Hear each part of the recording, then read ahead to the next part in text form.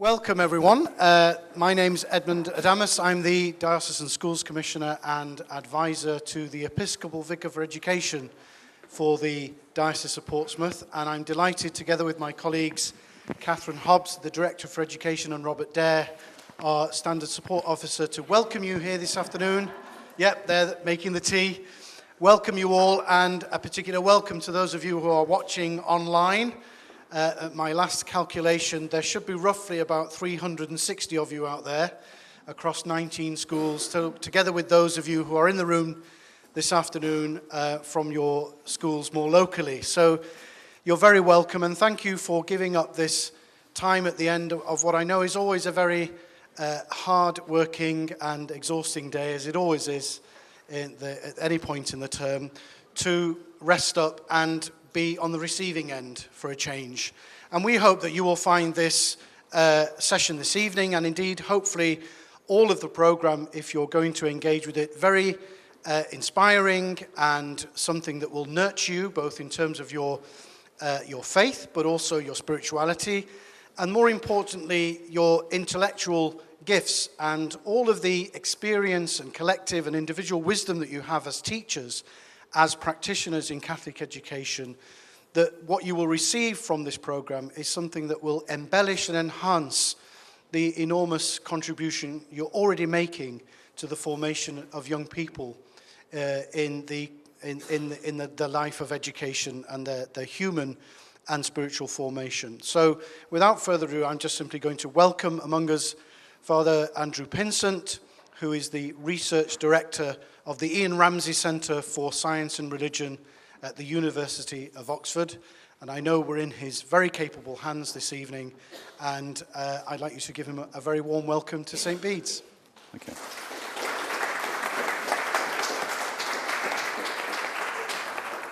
In the name of the Father, and of the Son, and of the Holy Spirit. Amen. I'd like to thank Portsmouth Diocese Catholic Academies and Schools Office for catalysing this course, because we've wanted to do something like this for a long time. But until Portsmouth contacted me, it had just remained an aspiration, because this is very, very important. And it's not just in Portsmouth, but also in many dioceses elsewhere in the country and across the world. We need to understand how Christ can be at the heart of the curriculum. So we've developed a series of just short presentations, about 40 minutes each, followed by questions. And we've loosely grouped them into the persons of the Trinity plus one. And very loosely, the subjects we're concentrating on in each session are associated with a particular person of the Trinity, but I say it's a loose association because all the Trinity is involved in all of these things one way or another. So tonight, looking at mathematics, sciences, geography, design, and information technology. But the first thing is to really look at what does Christ at the heart of the curriculum mean, and where did this come from? Well, this is I'm taking a text from a pastoral letter of Bishop Egan. He's actually citing other sources, but this is the main source text and inspiration for this short course. I'll just read it to you. The life and energy of a Catholic school is focused on the truth, goodness, and beauty of God revealed. God revealed is the Trinity, in Jesus Christ, crucified and risen. I'll just read that again. The life and energy of a Catholic school is focused on the truth, goodness, and beauty of God revealed in Jesus Christ, crucified and risen. And then just a little bit later, it goes on to say, Catholic schools exist to make Jesus Christ better known and better loved, and to form disciples of Christ within his body, the Church. For we believe that he is the only way to authentic human flourishing, both here on earth and forever in heaven. Wow, that's a pretty dramatic target for any institution. And really, these presentations are really intended to flesh this out a little bit. What does this mean in concrete terms? Because there's a danger this could just be left as a pious aspiration and then forgotten. Might be helpful just to go over a few basics, and I'll begin by the question, what is truth? Because that paragraph I've just read has one of its key concepts, truth. And I don't remember at school ever learning or thinking about the question, what is truth? And just a few years ago, I went to a meeting at CERN. CERN is the big European physics laboratory, the most famous physics laboratory in the world, where they discovered the Higgs boson, also sometimes called the God particle. And I met with the director of CERN and some of the senior scientists, along with some other philosophers and theologians. And we discussed this for 3 days. And one question we discussed was, what is truth? What is truth? And the scientists had never even thought about the question philosophically, and they got quite excited by it. So let's have a bit of, let's join in the excitement. So I've put a picture there of a good apple. I'm going to say it's a good apple at the top and a bad apple at the bottom. And truth can be defined very, very simply. It's a correspondence between what I say, what I understand, and what is. So if I say it's a good apple, and it is a good apple, I've spoken the truth. If I say this is a good apple, and I show a bad apple, then it's false, and vice versa. That probably strikes you as fairly trivial, doesn't it? But we're already into deep water here, because if I say I'm a carrot, then you will probably think I'm crazy. If I say I'm a woman, then we're already getting into hot water and some of the political issues of our time, right? So we're already into deep water, even in something as simple as a definition of truth, a simple correspondence between what is and what is understood or said to be. Okay, so that's a starting point for definition, and I've written up there a pithy statement by arguably the greatest Catholic philosopher and theologian, St. Thomas Aquinas, and he actually wrote a treatise called On Truth, and it can be translated in different ways, but there he says, truth is a correspondence of what is understood or said with what is. So hopefully Catholic schools should have a priority on truth. I want to go on to the next one, and what is good? What is good? And here there is, again, we get into deep water quite quickly, because good is said in many ways, as many ways as being is said. And sometimes people mix up the categories. The goodness of a car is different to the goodness of a person, is different to the goodness of an apple. And often teachers can confuse students, or they can sometimes mislead them into thinking that goodness is therefore relative. It's relative to whatever I say it is. Right? But actually, there is a robust understanding of goodness, and here's a formal definition. I'll just read it to you. Principally, therefore, a being capable of perfecting another after the manner of an end, or fully developed form, is called good. Principally, therefore, a being capable of perfecting another after the manner of an end is called good. We don't need to study philosophical treatises to go into a supermarket and say, that's a good apple and that's a bad apple. I could say this of a piece of fruit I'd never seen before. I could pretty quickly see if a piece of fruit is rotten and squidgy and hollowed out, that's not good to eat.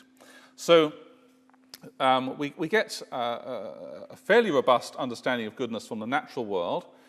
There is a complication when it comes to human goodness, because what it means to flourish as a human being is a little bit more complicated. We're going to come to this later in the course. I'll just keep that on the back burner for now. And what is beauty? So the next thing I want to concentrate on, and there's a very simple definition. The beauty is that which pleases by being seen or known. The beautiful is that which pleases by being seen or known. We see this most of all in the natural world. The natural world, so we see something healthy, an animal or a landscape or a piece of fruit, and it pleases us. We like seeing it. If we see a good person or interact with good people, that can often also be very pleasing. And we can get pleasure from formal things, mathematics, Mathematicians often talk about seeing how things fit together very, very neatly. When Archimedes realized how to measure the density of a crown which was actually not pure gold, he leapt out the bath and ran down the street shouting, "Eureka, I've got it." There's a beauty to seeing the answer to a problem. So beauty should be part of what we're interested in. So coming back to this pastoral letter of Bishop Egan, let's just unpack it a little bit. The life and energy of a Catholic school is focused on the truth, goodness, and beauty of God revealed in Jesus Christ, crucified and risen. So as a minimum, it means something like the following. We've got to understand revelation. That's got to be part of what goes on in a Catholic school. We've got to have familiarity with Scripture, with tradition, how Scripture the revelation is unfolded over time, familiarity with church teaching, and also the way it shaped subjects in the curriculum, which is more than we might imagine. So that's got to be an important focus. But as well as understanding, there's also the business of nurturing the goodness of what is revealed by God, and we'll come to this later on in the course, but we're particularly looking at the life of grace. We are baptized as children of God in a true life of grace, and our schools must be, at least in part, in the business of nurturing that, or at least not discouraging it. And then the last point we might easily miss, showing all this in ways that are pleasing to the mind and the sight. That are pleasing to the mind and the sight. We've got to be interested in aesthetics, in beauty, and that's in music and art, the way we present things, and so on. Now, why does Jesus say, "I am the truth"? Very famous statement, "I am the way, the truth, and the life." Why does he say, "I am the truth"? Well, already, just starting with that very simple analysis earlier, we can begin to unpack this a little bit. So if truth is a correspondence, then Jesus Christ is calling himself a correspondence. But what kind of correspondence? Well, by being God, he corresponds perfectly with what is not visible or tangible by nature. So he gives us, he is the perfect copy of the Father. He is God revealed. But by being perfect man, he also corresponds with what our humanity should be. So he connects with the fullness of the being of God and the fullness of being human. And you can almost think of Jesus Christ as a bridge. And this is an image given to us by St. Catherine of Siena. She said, Christ is like a bridge connecting heaven and earth. And our true flourishing is to cross that bridge, becoming adopted children of God in the glory of heaven. Now, when I'm starting to teach philosophy, I often use the example of advertising with students. So I invite them to think about what they see in their supermarkets. And I've become a connoisseur of advertising. So I once found a packet of biscuits offering me snacking nirvana. And I once found some porridge offering to warm my soul. I once found a yogurt called Bliss and a cheese called Heaven. So the advertisers are not modest.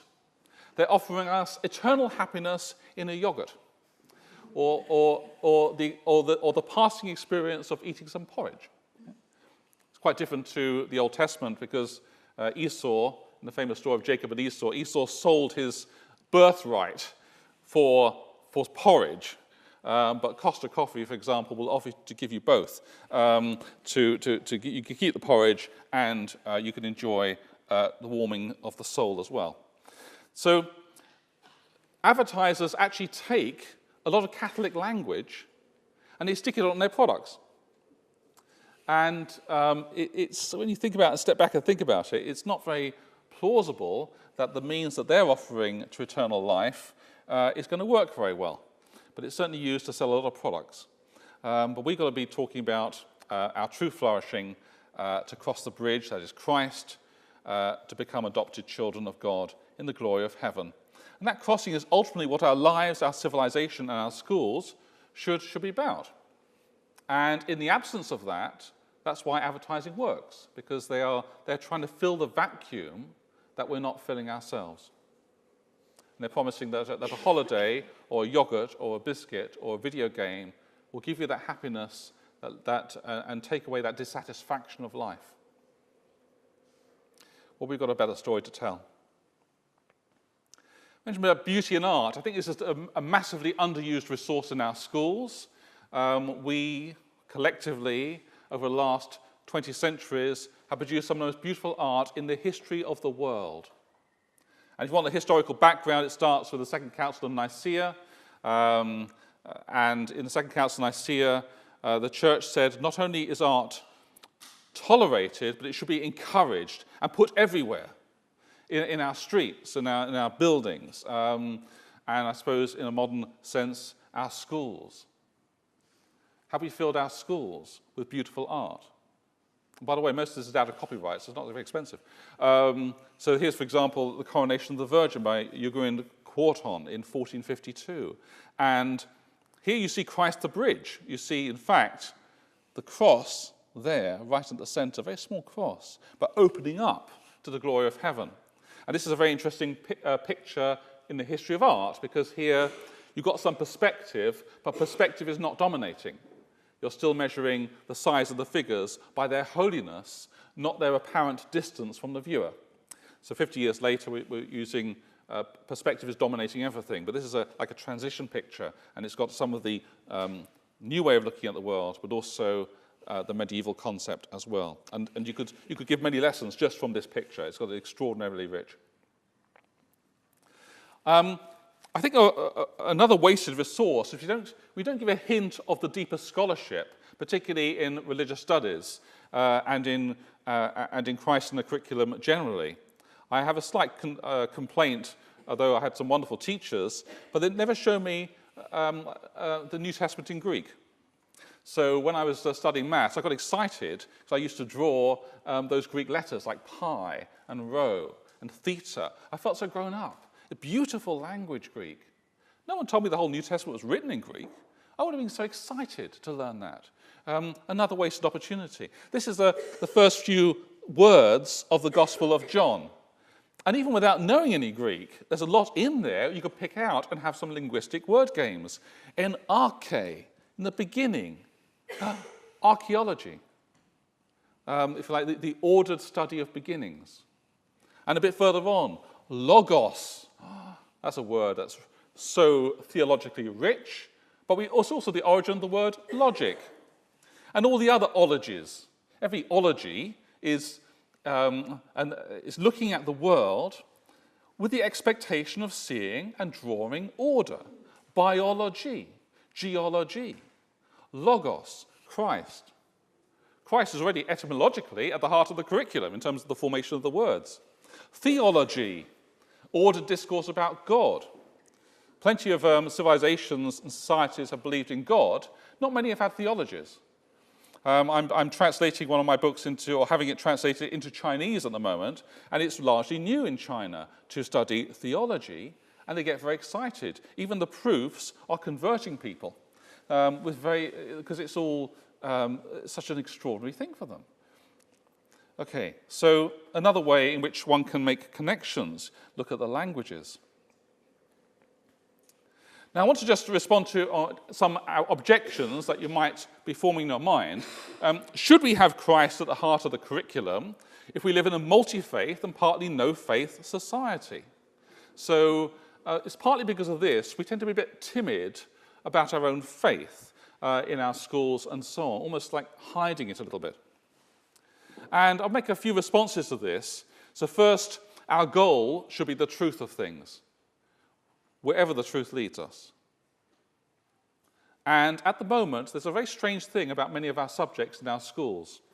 Christ is absent where he should be present. Christ is currently absent where many well-informed non-Christians would agree his influence needs to be understood.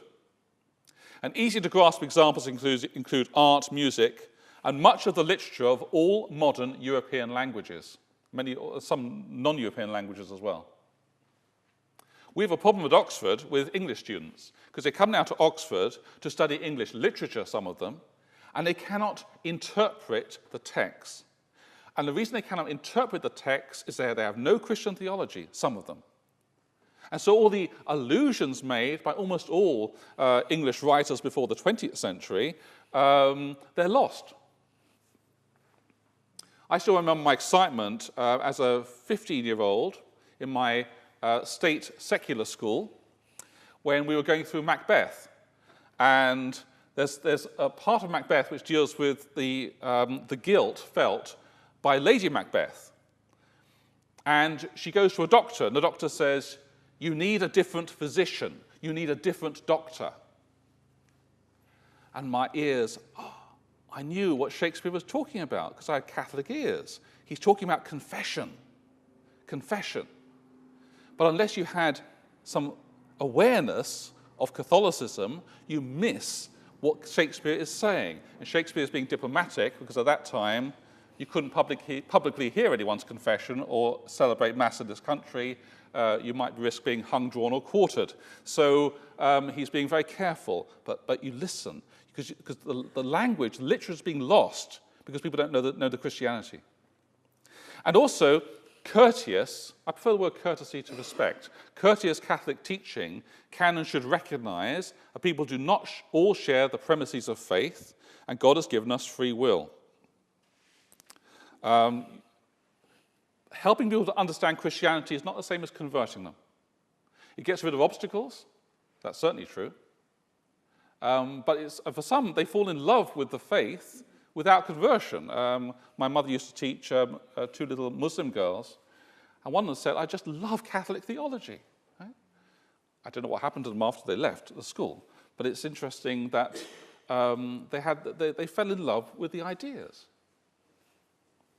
But in many cases, non-Catholic parents, they like schools that have a strong but courteous Catholic identity. And understanding Christianity can, in many cases, help us understand other religious and non-religious worldviews.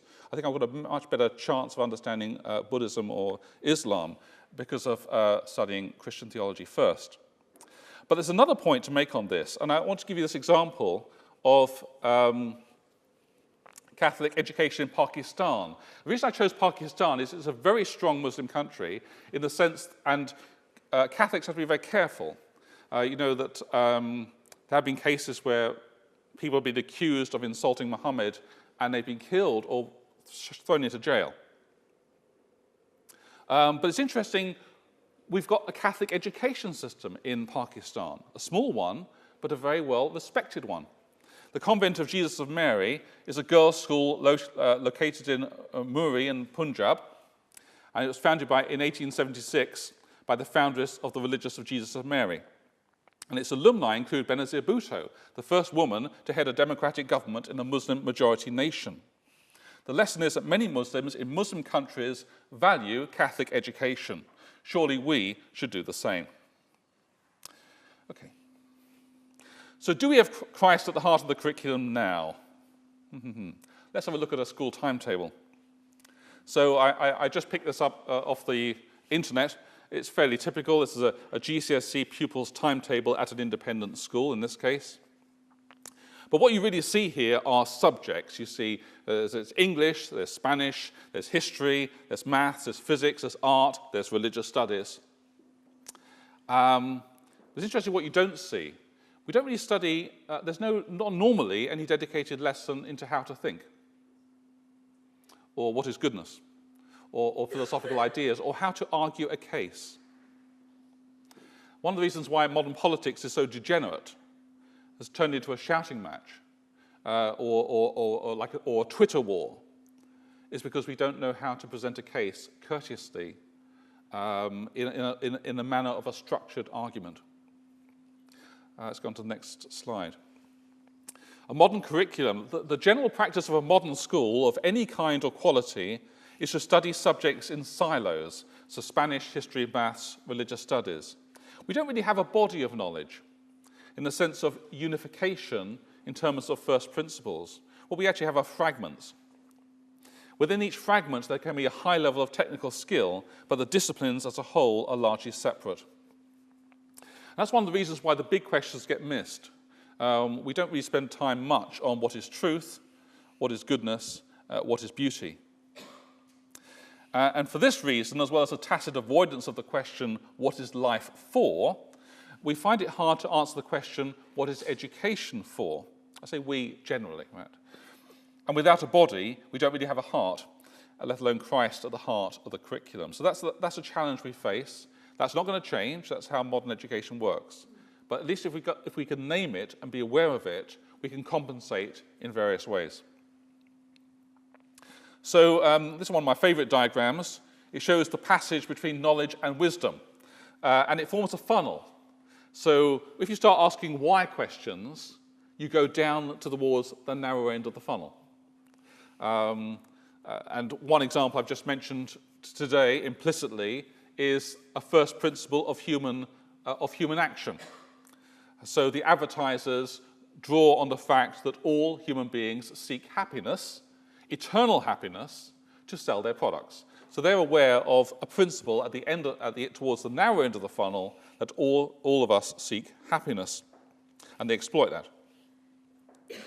But generally speaking, what we've got are specialized knowledge and skills at the fat end of the funnel, and then at the narrow end of the funnel, first principles, which can get a little bit ignored. So goodness, truth, beauty, and Christ. Now, philosophy. Oh, by the way, I love this definition of philosophy. It's worth learning. I might put together, or will put together, a little package of things at the end, including a few key definitions. But philosophy is the love of wisdom, and wisdom deals with first causes and principles of things. It's the stuff at the narrow end of the funnel, and theology is about the self-disclosure of the first cause. That's really what it's all about, because the funnel narrows towards a point. And the whole purpose of this short course is to try to bridge that gap in various ways between, if you like, the specialized knowledge and skills in isolated disciplines and these first principles. Okay, so I want to look briefly at some particular subjects, giving you a few concrete facts. I want to keep this course as concrete as possible. So mathematics. As I get older, I have a great and growing admiration for the writers of dictionaries. It's very hard defining terms. I drew this one off the Oxford English Dictionary. Mathematics is the science of space, number, quantity, and arrangement, basically. It goes on to elaborate. The space, number, quantity, and arrangement. And that's long held a philosophical and even religious fascination for humanity. So there's a book called The Metaphysics by Aristotle. It's about 3 centuries before Christ. And Aristotle is describing in a much earlier time about the invention of mathematics. And he says the Egyptian priests invented mathematics because they had leisure for non-practical work. And that leisure is where we get the word school from.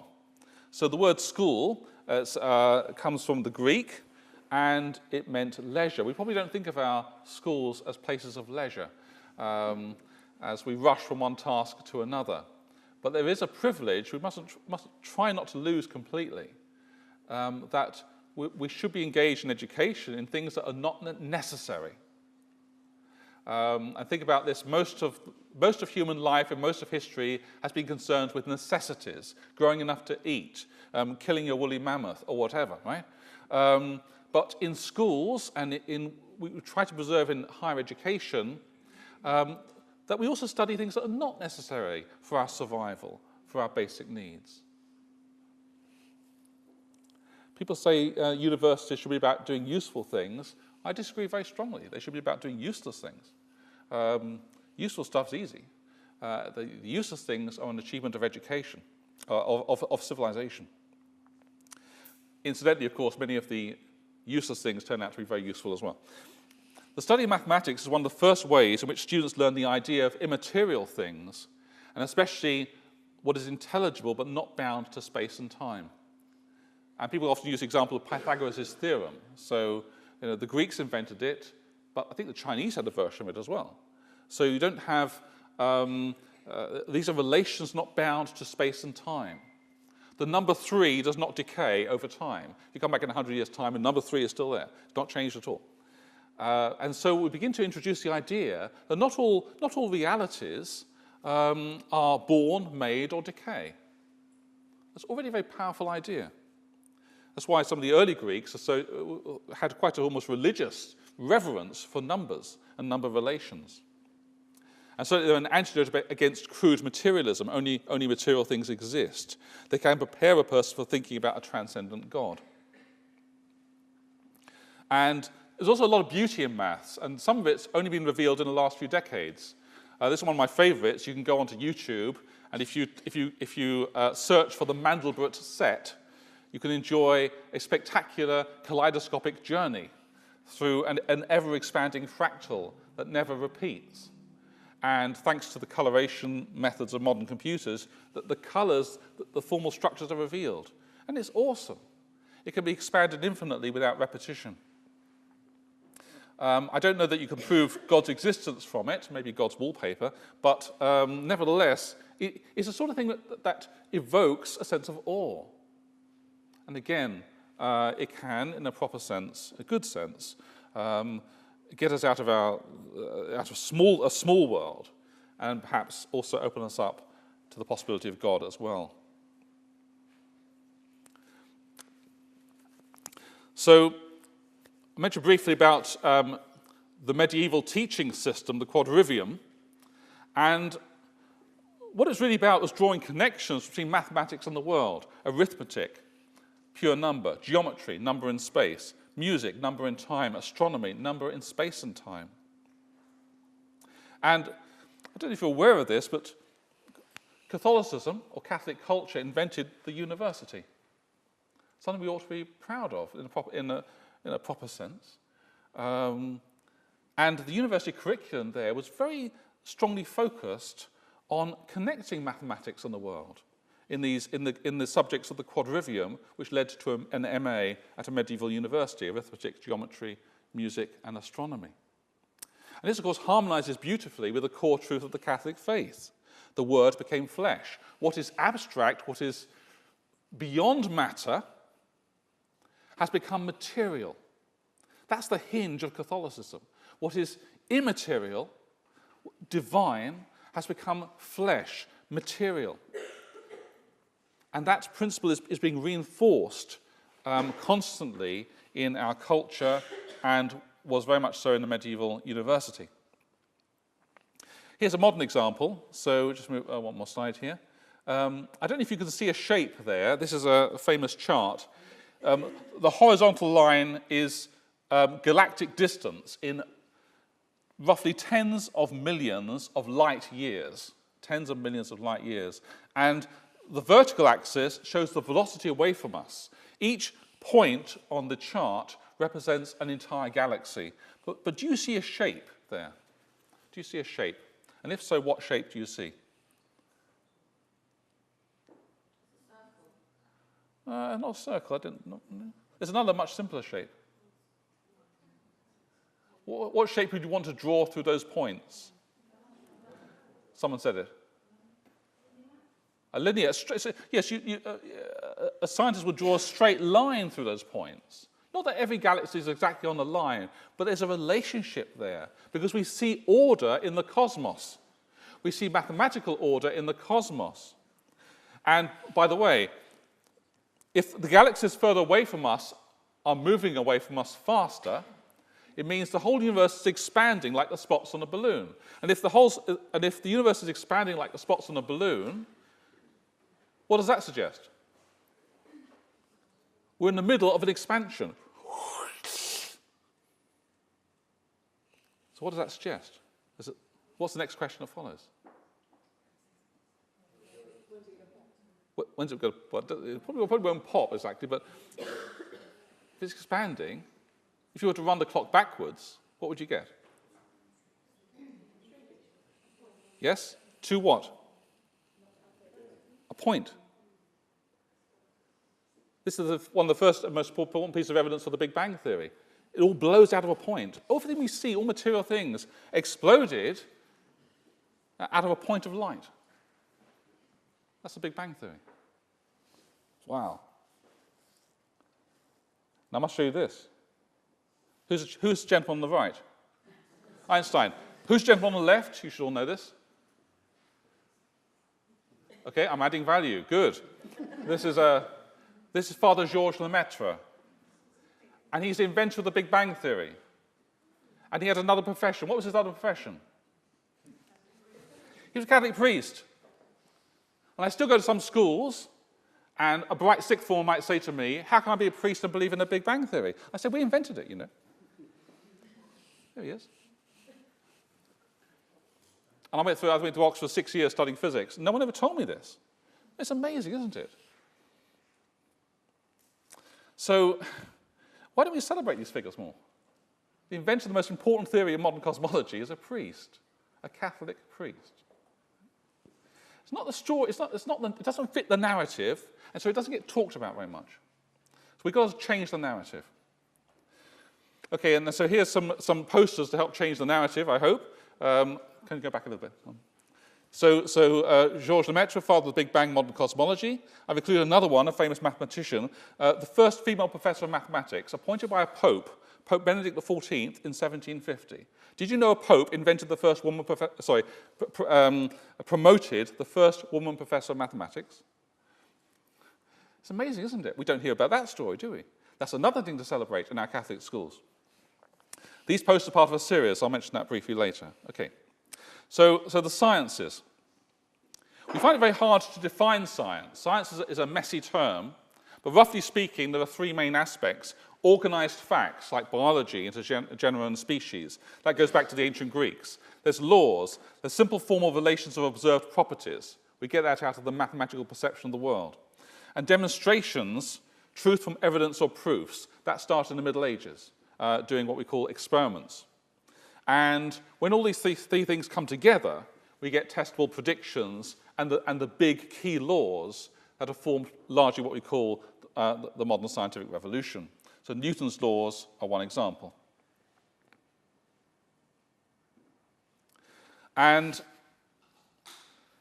I say it's worth just checking a definition of science, but it's hard, so it's a rough definition. A branch of science that deals with a connected body of demonstrated truths or with observed facts systematically classified and more or less comprehended by general laws.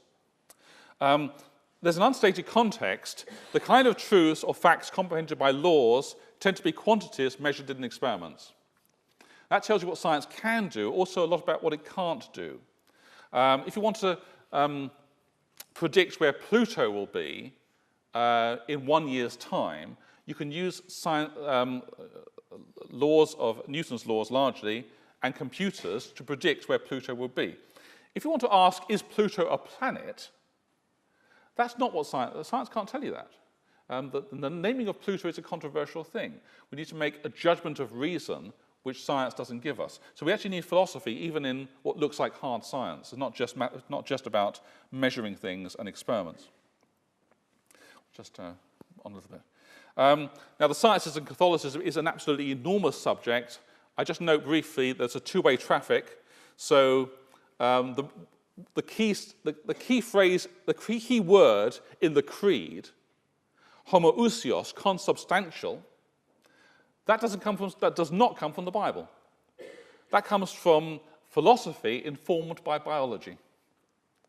And basically, in the 4th century, Catholics had to defend the faith against what's called Arianism, and they borrowed a term from Greek philosophy, and particularly from the founder of biology. And homoousios meant one substance. Substance is the unity of a living thing. And that's why they described the relationship of the Father and the Son as one substance. There's no way in which Jesus is a deficient God. He is completely God. But of course then, we then have to start to define the term person. We'll come back to that in another talk. Almost always, Catholicism has been a fruitful context for what's evolved into science. Roger Bacon, who worked at Oxford and Paris, introduced optics into the quadrivium, and he wrote on early experimental method, a very important breakthrough, looking at instances of rainbow patterns of light in phenomena like drops of water crystals, surfaces of oil, etc. Can't go into the history now, but but by and large, there is the Catholic world's been a fruitful context. I want to mention a few key names. Father Nicholas Steno, Father of Stratigraphy, which helped to give us the natural history of rocks. He also became a bishop. Father Boscovich, father of field theory. This is a page from his notebook in 1758, and it looks like a modern scientific textbook. It's modeling matter as points in fields. That's a 20th century concept, but this is 18th century. Father Rennie Howie, father of crystallography, anyone with a quartz watch is a beneficiary of his work. He started crystallography. He also made important observations in the relationship of electricity and crystals. And his brother was Valentine Howie, the founder of the first school for the blind. Its most famous student was a man called Braille.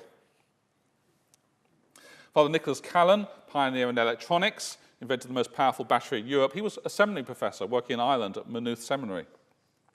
And he invented something called the induction coil, which enables us to have lighting in this room, because we're able to translate alternating current into direct current and vice versa. And things like electricity transmission is very important for those sorts of things. Father Angelo Secchi, father of astrophysics, invented the stellar spectroscope for looking at the colors of stars. With the colors of stars, we get for the first time what the stars are made of, because the elements have distinctive colors, and the colors then tell us, and with those colors, we get an idea of temperature as well. And we therefore begin to study stars as physical systems. Astronomy and physics put together, we create astrophysics. Father Gregor Mendel, father of genetics. This is the second big modern theory, because people might say, well, Catholicism had an influence in the Middle Ages, but not now. But actually, the two most important theories of modern science invented by clergy: cosmology, the Big Bang, genetics, Father Gregor Mendel. He bred 29,000 pea plants. He deserves more recognition for his labors.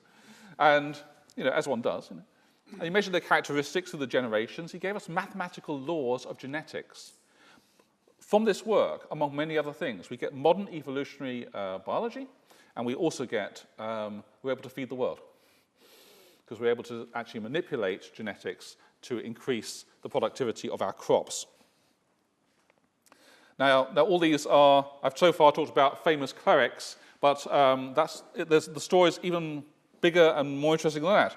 So Catholic women pioneers in science. On the left, you see the first woman to hold a professorship of physics at a university in Europe, and the first woman in the world to earn a university chair in a scientific field. And one of her most important patrons became Pope Benedict XIV. And on the right is the first woman to get a PhD degree, ever. And a Venetian Catholic, Elena Piscopia. This all happened in Catholic Italy. We don't celebrate these achievements. We ought to start celebrating these achievements. So we produced one poster. I've mentioned Maria Ignazia earlier. It's another poster, Gregor Mendel, Father of Genetics. It's all part of the Catholic Knowledge Network series. You can get it from the Catholic Truth Society. Okay. Geography, just a couple more sections. So geography. This goes back to ancient Greece, but Catholic civilization has been very interested in map making, or at least 1,100 maps of the world from the Middle Ages. They're kind of schematic, but there's a strong desire to have such things. And then overseas exploration began from the 15th century, giving us modern maps and geography. In fact, all the early voyages of discovery were launched by Catholic states. The Padron Real, started by the Spanish in 1507, developed into the first reasonably accurate modern map of the world. And here we just talk a little about English history, because we learn about all those famous English buccaneers of a century or so later who tended to steal from Spanish ships. But the Spanish achievement gets overlooked, and the Portuguese achievement get overlooked. They're really amazing what they did. And I think part of the reason why the faith and the civilization that's come from the faith has been fruitful is the faith is Catholic, it's universal. And Christ commissioned us to go into all the world and teach and baptize all nations. Catholicism is not geographically, culturally, or racially limited. And it's usually transformed rather than replaced cultures. I remember seeing pictures of Gothic churches in Vietnam. And the architectural planning, that came from European minds, the decoration, the appearance, everything was Chinese. It's quite a remarkable combination. And much human geography is interwoven with the faith. Armenia, the first Christian state. France originated with Clovis, the first Catholic king of the Franks. England, our sense of England being England, largely started with Bede, the Venerable Bede, a Catholic saint. The west coast of North America, California, settled by Franciscan missionaries, partly. And the names reveal Catholic influences across the world. San Francisco, St. Francis. Sao Paulo, St. Paul.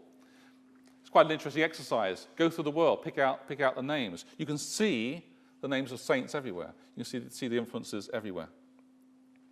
And just a few little pictures there, the Voyage of Discovery, and also some great cross-cultural pioneers like Matteo Ricci, who worked in China. Just briefly on this, I also want to mention the diversity of the kind of societies we've encouraged. Catholic societies tend to be diverse, both at the level of the state and in associations distinct from the state. Church leadership, families, parishes, dioceses, religious orders, universities, corporations. The corporation comes from Catholic medieval Europe, and guilds. Paradigm examples, the city-states of Italy between the 10th and 15th century, like Venice, Milan, Florence, Pisa, and Siena.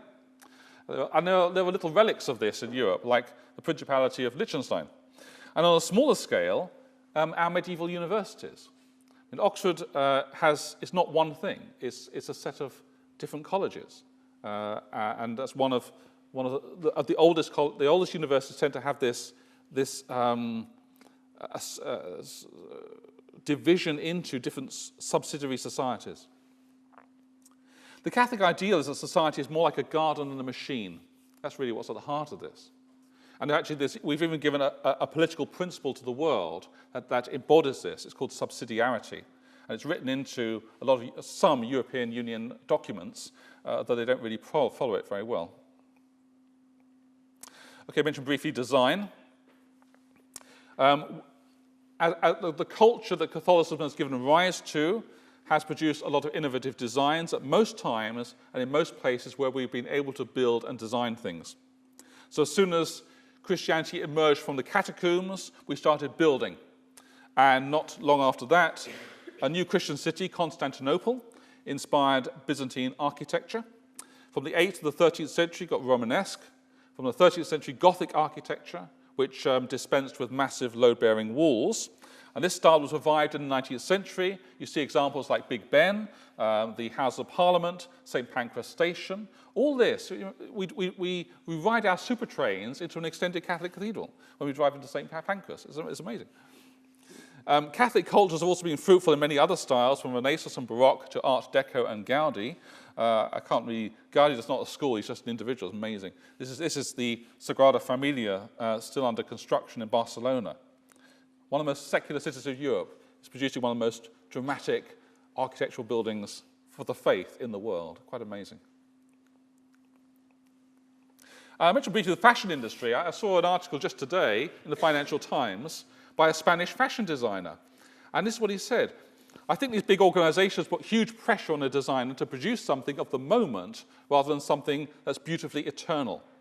My definition of elegance is completely different to the version of elegance today. Elegance should be enduring. It should transcend fashion and trends. Now, he's talking about shoes, mainly.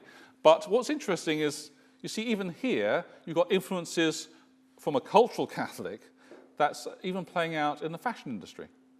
So you can draw connections there as well. And obviously, there's a battle against ugliness in some of the modern fashions. Information technology, so as a concluding one.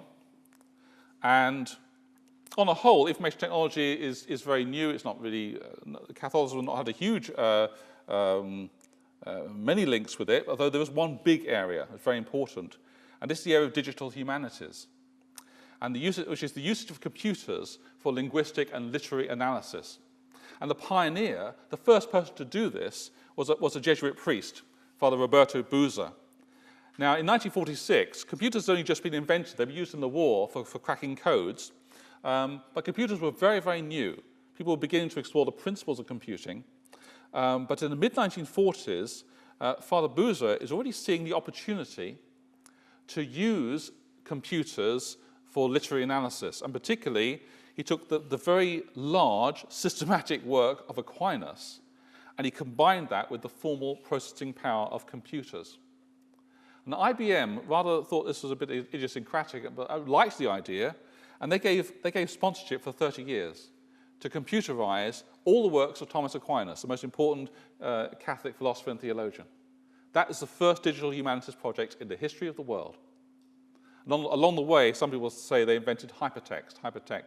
So when you see HTML on your screens, hypertext markup language, the principle of hypertext is going back to the father of digital humanities. And there's a little picture of Father Roberto Buza. Until recently, we didn't have a book about his work, but I just noticed this morning that there is actually a new one just come out, which I have to look at, but I'm glad someone's now written about it. Roberto Buza and the Emergence of Humanities Computing, subtitled The Priest and the Punched Cards. So we don't have a poster on Roberto Buza, but we do have, he's in the corner of this other poster on Thomas Aquinas, Doctor of Humanities. So if you want to tell students about Roberto Buza's work, you at least get it in the corner of this poster. So the final slide, I want to say we've got resources. Along with Father Marcus Holden, produced a little pocket book. So when people ask, what has the church ever done for us? What have the Roman Catholics ever done for us? You've got a lot of compact facts put together in something called Lumen, the Catholic Gift to Civilization. Nearly all the things I mentioned today are contained in this book, available from the CTS. Very useful to have. And I learnt a lot from it, writing it, because we don't learn these things. We spend our time apologizing for existing. We almost beg our civilization, let us be in a corner. Right? And just leave us alone. We'll just want to be Catholics and alone. But we largely built the civilization. And we're going to explore more of those themes in the time to come. And I think even many non-Catholics want us to be what we're meant to be, because they like the fruitfulness of it. I know atheists, some very thoughtful atheist professors, who basically tell us, you've got to be what you're meant to be. You've got to defend Christian civilization. A few resources to help. This amazing series, Civilization by Kenneth Clark, he wasn't a Catholic when he produced this. And it's still one of the greatest things the BBC has ever done. Worth having a look at. It tells the story of civilization from the fall of Rome to modern times. But almost incidentally, about 2/3 to 3/4 of it is about Catholicism. And it's worth hearing one of the great art experts of the last century explain all the connections. It's a modern version of this, slightly more rhetorically robust. Thomas Wood's How the Catholic Church Built Western Civilization, or just as a little compilation of facts in the book Lumen. So it's worth getting informed, and therefore having the confidence to talk about these things and to share these good truths with our students and with our colleagues. Okay, that's the end of the first presentation, and thank you for your attention at the end of a busy day. And I look forward to seeing many of you, or hopefully all of you, at the second presentation. Thank you very much.